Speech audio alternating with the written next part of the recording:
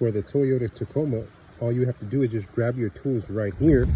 You're going to pull it out and stick it in right in this section.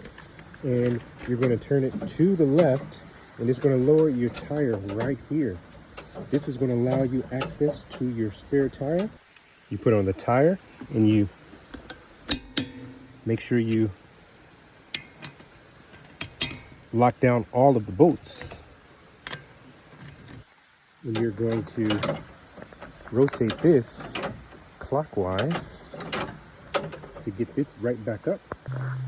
And so this rotates like so. And this is a piece that goes right into here.